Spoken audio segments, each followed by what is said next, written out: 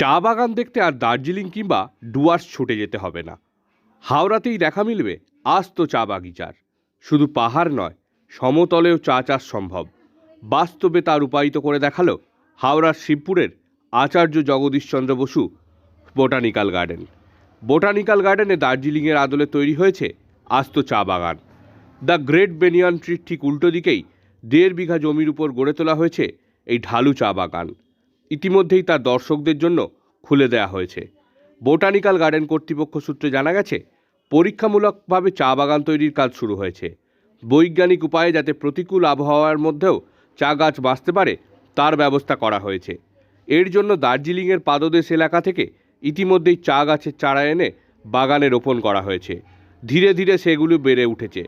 কৃত্রিমভাবে গড়ে ওঠা এই চা বাগানের নান্দনিক সৌন্দর্য যাতে সাধারণ মানুষ উপভোগ করতে পারেন, সেই লক্ষ্যে শুক্রবার থেকে সাধারণ দর্শকদের জন্য তা খুলেও দেওয়া হয়েছে।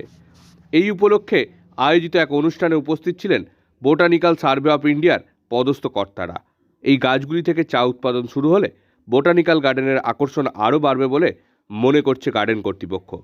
চা বাগানের পাশাপাশি গাছপ্রেমীরা যাতে কম দামে সত্য প্রজাতির গাছের চারা বোটানিক্যাল গার্ডেন থেকে সংগ্রহ করতে পারেন তারও ব্যবস্থা করা হয়েছে বলে গার্ডেন কর্তৃপক্ষ সূত্রে জানা গেছে। চ্যালেঞ্জ আপনি দেখছেন এখানে টি যা হয় ওটা একটু অ্যাসিডিক সয়েলতে গ্রো করে, যে আমরা টেস্ট করেছি ডিফারেন্ট সয়েলটা এখানে টেস্ট করেছি।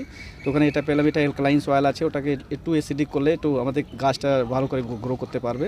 ওটা ট্রাই করা হয়েছে কি সয়েল পিএইচ কী করে রিডিউস করা যেতে পারে।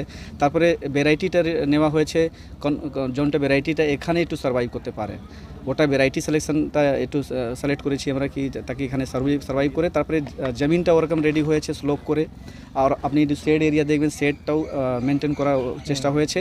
এখন আমরা স্প্রিংকলারটাও দিয়ে দিয়েছি। এই গাছটা আমরা ফেব্রুয়ারি মাসে লাগিয়েছিলাম, কিন্তু এখন দেখবেন তাও প্রচুর গাছটা বেঁচে আছে। এই আমরা এক্ষুনি আমরা স্প্রিংকলার ডাললাম, যা অটো কন্ট্রোল থাকবে, যখন টেম্পারেচারটা বাড়বে স্প্রিংকলারটা নিজেই চলতে শুরু করে দেবে। तो चेष्टा कुछ आशा করছি আমাদের গাছটা বসে থাকবে है गार्डन के लिए, क्योंकि सस्ते दाम में बहुत अच्छा क्वालिटी प्लांट यहाँ सेल होगा।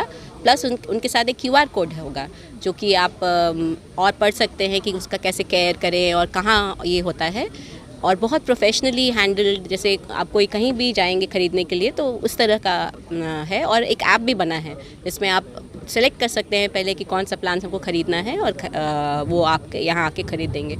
और ये बहुत इंपॉर्टेंट है क्योंकि ये सब प्लान्स यहाँ कंजर्व भी हो रहे हैं, तो इसलिए लेस कॉस्ट में फ्री में कोई किसी चीज़ को ध्यान अच्छा ठीक से नहीं रखता है तो बहुत नॉमिनल कॉस्ट में आपको मिलेगा। सेकेंड इंपॉर्टेंट चीज़, ये टी गार्डन सेक्शन जो इनाग्रेट हुआ है, बहुत कम लोग को पता है कि T cultivation started from this garden in Kolkata, and from here it spread for the first time.